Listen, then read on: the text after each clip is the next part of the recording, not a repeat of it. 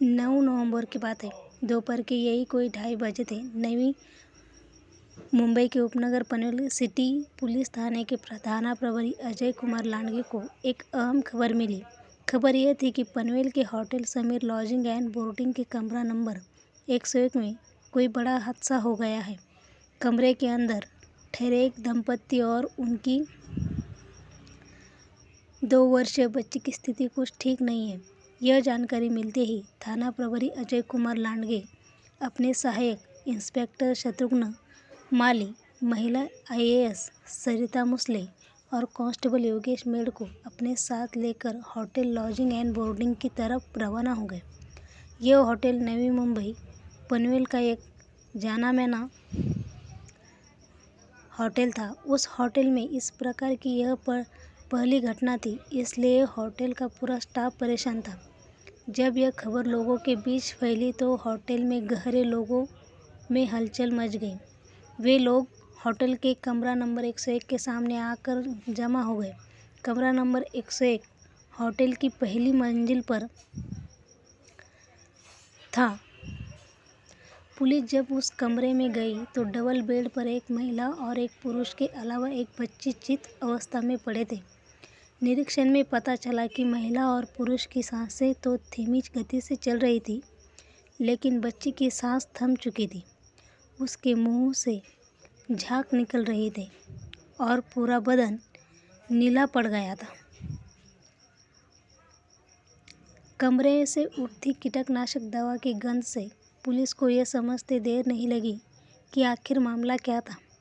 थाना प्रभारी ने बिना देरी किए एम्बुलेंस बुलाकर तीनों को स्थानीय अस्पताल भेज दिया। अस्पताल के डॉक्टरों ने बच्ची को मृत घोषित कर दिया, जबकि बेहोश महिला और पुरुष का प्राथमिक उपचार करने के बाद उन्हें मुंबई के JJ अस्पताल रेफर कर दिया। उनकी हालत काफ़ी चिंताजनक थी।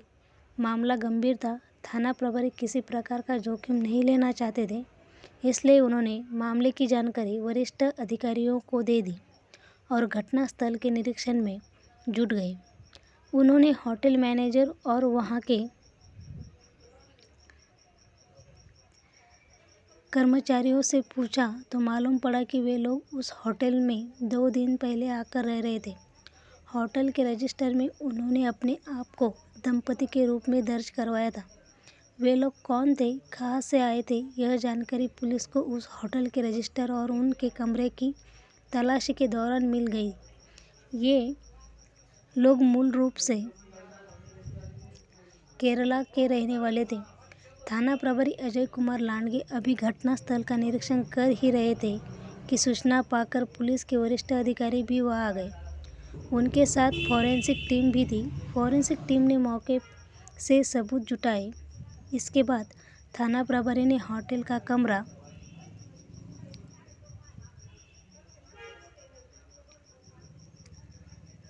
सील कर मृतक बच्ची के शव को पोस्टमार्टम के लिए JJ अस्पताल भेज दिया। फिर होटल मैनेजर की शिकायत पर केस दर्ज कर जांच पड़ताल शुरू कर दी। जब उन्होंने होटल के कमरे में मिले डॉक्यूमेंट्स के आधार पर उनके परिवार वालों से संपर्क किया तो उनके सामने चौंका देने वाला सच सामने आया। पता चला कि आत्महत्या की कोशिश करने वाले लोग पति पत्नी न होकर प्रेमी और प्रेमिका थे।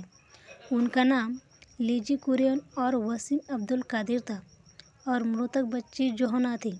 ये लोग हत्या के आरोपी थे। उनके ऊपर रिजोश कुरियन की हत्या का आरोप था। यह पता चलते ही पुलिस ने लीजी कुरियन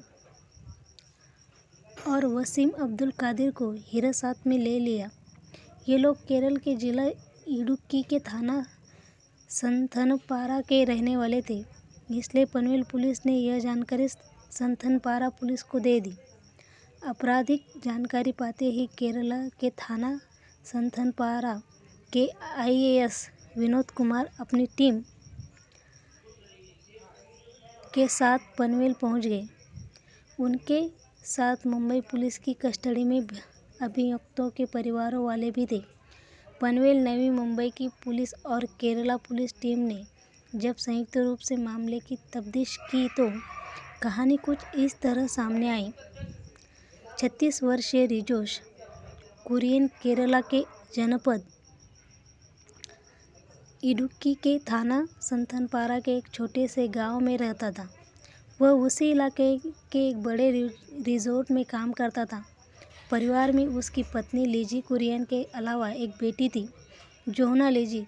काम के दौरान ही रिजोश की ज़िंदगी में आई थी। पहले दोनों में दोस्ती हुई। 4 साल पहले परिवार वालों की सहमति से दोनों ने लव मैरिज कर लिया।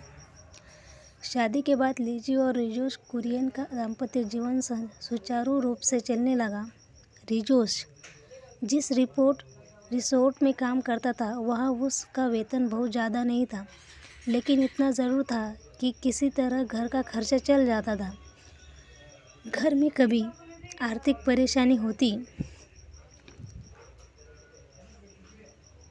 तब भी लीजी किसी तरह एडजस्ट कर लेती थी, लेकिन जब लीजी ने एक बेटी को जन्म दिया तो घर के खर्चे कुछ बढ़ गए। मैनेजर ने लगाई संबंधों में सेंध। लीजी कुरियन यह नहीं चाहती थी कि जिन अभाव में वह अपनी ज़िंदगी गुजार रही थी, उस अभाव का असर उसकी बेटी जोहन पर पड़े। यही सोचकर उसने खुद भी नौकरी करने का मन बनाया। इसके लिए उसने पति रिजोश से बात की तो उसे पत्नी का यह प्रस्ताव अच्छा नहीं लगा। तब लीजी ने तर्क दिया कि जब हम दोनों कमाएंगे तो हमारी बेटी की पढ़ाई के साथ परवरिश भी अच्छी होगी। रिजोश को पत्नी की बात ठीक तो लगी, लेकिन समस्या यह थी कि लीजी के नौकरी पर जाने के बाद जोहना की देखभाल कौन करेगा। लीजी ने पत्नी को यह कहकर राजी कर लिया कि यहाँ ऐसे कई पालन घर हैं जो बच्चों को न सिर्फ संभालते हैं बल्कि उनकी अच्छी तरह से देखभाल भी करते हैं। आखिरकार न चाहते हुए भी रिजोश को पत्नी की यह जीत के आगे झुकना पड़ा। तब रिजोश ने अपने ही रिसोर्ट के मशरूम फार्म में लीजी को नौकरी दिलवा दी। लीजी को नौकरी मिल जाने के बाद दोनों साथ साथ घर से निकलते थे। पहले वह अपनी बेटी जोहना को पालन घर छोड़ते, फिर रिसोर्ट जाते। ड्यूटी से लौटते समय ये लोग पालन घर से अपनी बेटी को घर ले आते थे। एक साथ काम करने से पति पत्नी काफ़ी खुश थे। दोनों के वेतन से धीरे धीरे घर की स्थिति भी सुधार गई। बेटी जोहना के भविष्य के लिए भी वह पैसों की बचत कर रहे थे। सब कुछ ठीक से चल रहा था, लेकिन उनकी खुशी को रिसोर्ट के मैनेजर वसीम अब्दुल कादिर की नज़र लग गई। मैनेजर वसीम अब्दुल ने जिस दिन से लीजा को देखा था उसके दिल में उतर गई थी। वह लीजा को चाहने लगा था। 27 वर्षीय वसीम अब्दुल कादिर भी उसी इलाके में रहता था जहां रिजोश कुरियन रहता था। वह अविवाहित था। रिसोर्ट में वसीम अब्दुल कादिर की छवि कर्तव्यनिष्ठ और कड़क स्वभाव वाले व्यक्ति की थी, लेकिन वह रिजोश और लीजी के प्रति नरम दिल और उदार बन गया। लीजी से नज़दीकियाँ बढ़ाने के लिए वसीम उसके आगे पीछे घूमने लगा। वह लीजी को प्रभावित करने के लिए बन-ठन कर रिसोर्ट आता और उसके करीब रहने की कोशिश करता था। जब इस सब का लीजी पर कोई असर नहीं पड़ता तो उसने एक दूसरा रास्ता अपनाया। उसने लीजी के पति रिजोश से दोस्ती कर ली। इसके बाद वह उसके घर आने जाने लगा। कभी कभी पार्टी देने के बहाने वे रिजोश को होटलों में ले जाता, जहां वह उसे जमकर शराब पिलाता।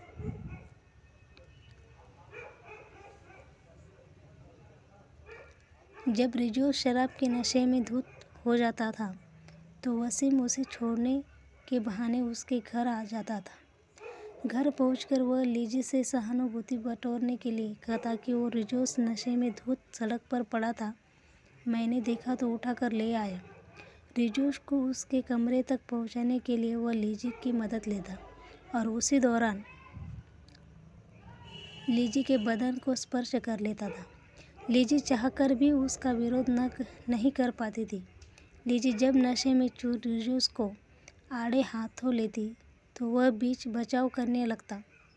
जब कई बार ऐसा हुआ तो मौका देखकर एक दिन वसीम ने हिम्मत करके लीजी का हाथ पकड़ लिया।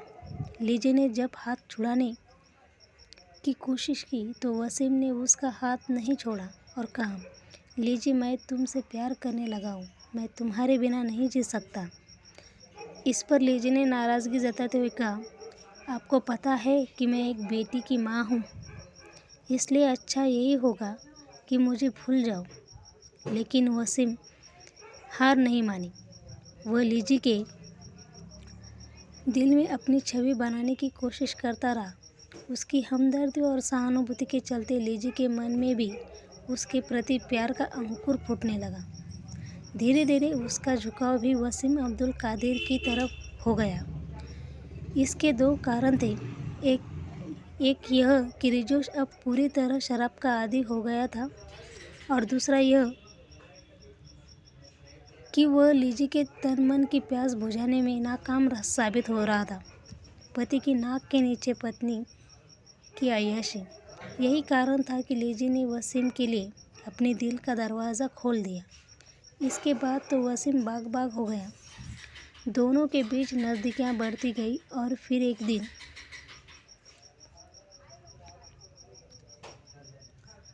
उन्होंने मौका पाकर अपनी हसरतें भी पूरी कर ली। एक बार जब मर्यादा की जंजीर टूटे तो फिर जुड़ी नहीं है। जब भी उन्हें मौका मिलता तन मन की प्यास बुझा लेते थे। 2 सालों तक रिजोस की नाक के नीचे उन दोनों के अवैध संबंधों का वृक्ष फलता फूलता रहा, लेकिन उसे भयानक तक नहीं लगी। रिजोस को इस बात का पता नहीं चलता यदि रिसोर्ट के कर्मचारियों के बीच उनके संबंधों की बात न फैलती।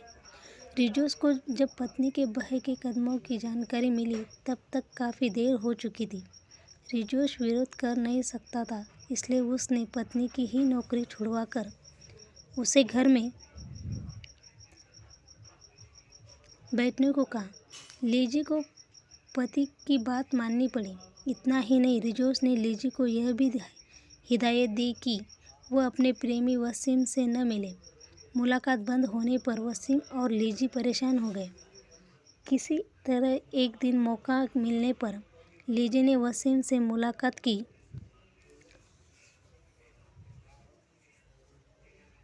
उसे बताया कि पति के होते हुए हम लोगों को मुलाकात संभव नहीं हो पाएगी, इसलिए रास्ते का पत्थर बने रिजोस को रास्ते से हटा दो। वसीम भी यही चाहता था, इसलिए दोनों ने रिजोस को ठिकाने लगाने की एक खतरनाक योजना तैयार कर ली। 31 अक्टूबर 2019 को योजना के अनुसार वसीम अब्दुल कादिर ने लीजी के पति रिजोस को कुछ काम के लिए रिसोर्ट पर बुलाया और वहाँ उसके साथ दारू पी। उसने रिजोस को काफ़ी मात्रा में शराब पिलाई। जब रिजोस को ज़्यादा नशा हो गया तो वसीम ने उसका गला दबाकर हत्या कर दी। फिर उसके शव को रिसोर्ट के अंदर ही एक गहरी खाई में डालकर जला दिया। यह जानकारी उसने लीजी को भी दे दी। जब 3 दिनों तक रिजोस घर नहीं आया तो घर वालों को उसकी चिंता हुई। रिजोस के भाई उसकी तलाश में जुट गए। काफ़ी तलाश करने के बाद भी जब उसका कहीं पता नहीं चला तो 4 नवंबर 2019 को रिजोस के भाई और साले थाना संतनपारा पहुंचे। वहां पर उन्होंने रिजोस की गुमशुदगी दर्ज करवा दी। मामला गंभीर था। केरल के पुलिस आयुक्त महेश कुमार ने मामले की तफ्तीश थाना प्रभारी प्रदीप कुमार को सौंप दी थी। थाना प्रभारी प्रदीप कुमार ने एसआई विनोद कुमार के साथ अपनी जांच शुरू की। पुलिस तफ्तीश की पहली सीढ़ी भी नहीं चढ़ पाई थी कि 5 नवंबर 2019 की सुबह लीजी कुरीन भी अपनी बेटी जोहाना के साथ रहस्यमय तरीके से गायब हो गई। मौत ने भी स्वीकारा नहीं। पुलिस ने तफ्तीश शुरू की तो पता चला कि लीजी के साथ साथ रिसोर्ट का मैनेजर वसीम